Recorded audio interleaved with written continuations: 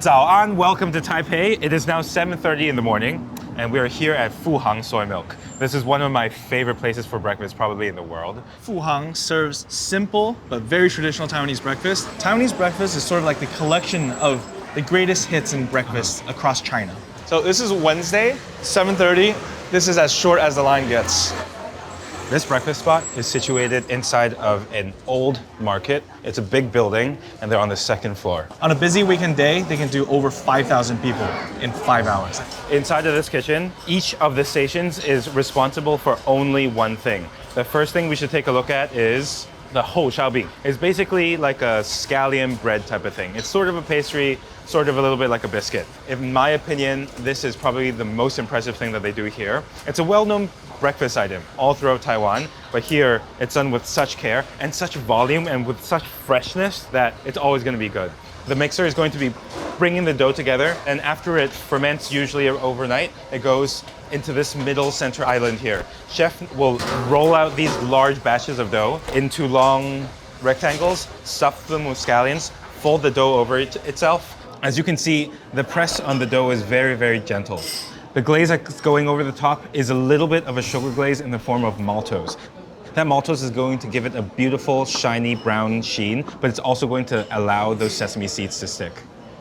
The coolest part is that all of these xiaobing are fired inside of a tandoor-style vertical oven. The xiaobing goes directly onto the side of the wall that is lined with clay. This oven is made by Fuhang themselves. It's a vertical oven that's charcoal roasted. It bakes for about a minute or two.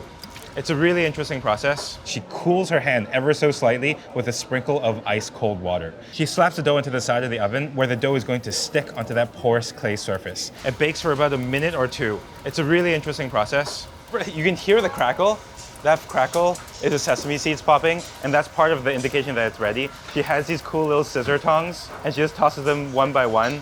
When they're perfectly done, out directly into the basket. It's kind of amazing. It's a little bit acrobatic, and you can see how leavened the dough is. It's like nice and fluffy.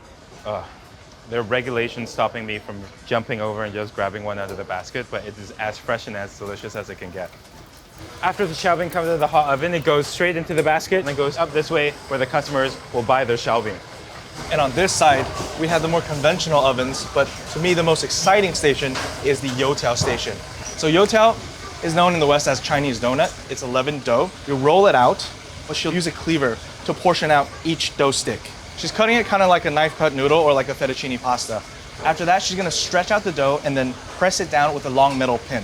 And the signature look of a youtiao is having two of the dough stuck together and deep fried together. So it's kind of serendipitous and it's kind of romantic. By pushing down the two doughs together, chef's creating a butterfly shape that allows for the gluten to expand outwards a little bit more efficiently in the hot oil. When the raw youtiao hits the hot oil is heating up the water inside of the youtiao into steam, and the steam pushes out the exterior and creating a larger surface area for the youtiao to expand into, creating a hollow center. That's the sort of signature texture for a youtiao. Doughy, but still airy. It's kind of like a paradox in terms of texture, but it's fantastic. Watching dough expand in hot oil is just so mesmerizing. Oh, that technique is so awesome. And you see this whole area of youtiao that's fresh made. Nothing worse than a stale youtiao. Think about a donut, nothing worse than a stale donut. So the busyness of Fuhang really ensures that every single youtiao you're getting is as fresh as it can be. And that's why it's so, so, so good. We're back in line downstairs like everybody else, because just because you're filming doesn't mean that you get special treatment. But the good news is, as you're standing in line, you get to think what you'd like to order. Because there's a lot of customization options, right? Yes. There's a lot of different ways to order things. So first of all, we have to get the hou xiaobing. Well, what's going to be inside of it? Because it's already so thick, Yeah. I like it with just eggs. And then bo xiaobing, we can do eggs and youtiao. We get the savory soy milk. Because the savory soy milk is the #1 seller here, by far. Standard issue for a lot of Chinese soy milk-based breakfasts. But basically you're pouring hot soy milk with a little bit of acid together. As that pouring happens, it's going to coagulate, and it kind of becomes, in my opinion, it kind of becomes like a tofu soup kind of experience. Yeah. Okay, we're almost at the front of the line. We were around the corner, about 20 minutes we got up here. So it might look very long, but it's actually quite efficient. 嗨，你好，我们来一个咸豆浆。对，咸豆浆就好了。对，加一个那个什么米浆吧。一个咸豆浆，一个米浆。米浆要热的还冰的？热的。对。So for ordering, this section is only for beverages. And as we move down the queue, we're getting a different station with each section. Oh, the eggs. Oh, the eggs. Dude, this is all perfect. Basically kind of one by one, so Yeah. perfectly separated. 哎，你好，麻烦一个厚烧饼夹蛋，然后一个薄烧饼夹油条夹蛋。等一下，薄烧饼夹油条夹蛋，然后再来一根油条。还有其实厚饼夹蛋再加一个。哦，对，对不起，这厚饼夹蛋再加一个，然后薄饼油条夹蛋也再加一个。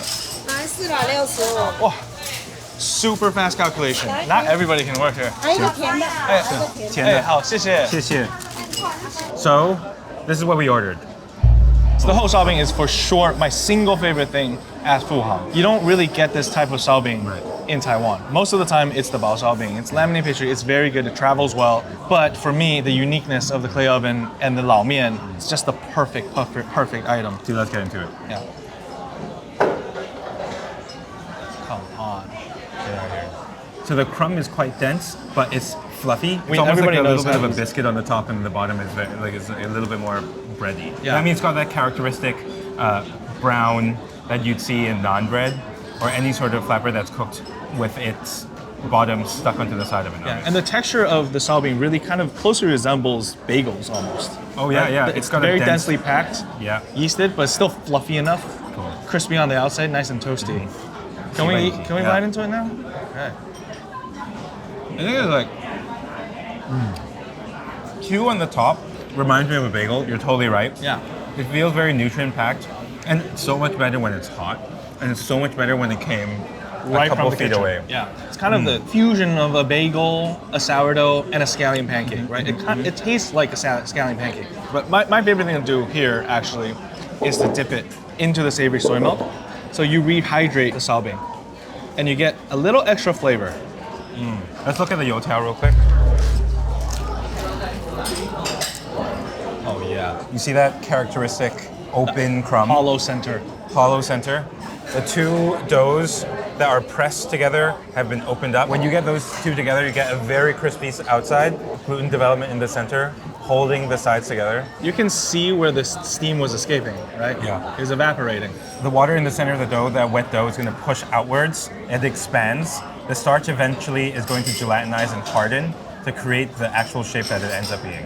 What's good about this air is that the outside is so much crispier, and when you dunk it into something, it'll hold and it'll have plenty of space to soak up that liquid. So crispy. And Taiwanese breakfast, you'll notice, is very much carb on carb on carb. Yeah. Taiwan was a very agrarian culture back in the day, and breakfast was the most important meal of the day because Yeah. you would eat the breakfast, you'd go out to the fields, you would work hours and hours and hours of physical hard labor, so you needed the calories. You need to put the fried dough inside of the baked dough. They're busy because they're good, but they're also good because they're busy. It's a self-sustaining It's cycle. a beautiful, positive, self-reinforcing cycle. You're going to be intimidated when you see the line. When you come, you get to see that the freshness is integral to the deliciousness of this breakfast, especially for that whole xiaobing. It really needs to be consumed fresh for you to understand all the work that's gone into it. I think this is a great breakfast, but the breakfast is only the first meal of the day, and there's plenty that we'll have to see around the city. I'm ready to go. Time to get out of here. On to the next. See ya. 海平面云光还是阴霾，悲伤要怎么平静纯白？我的脸上 This is every weekend with 种 Eric 小 Z. 孩。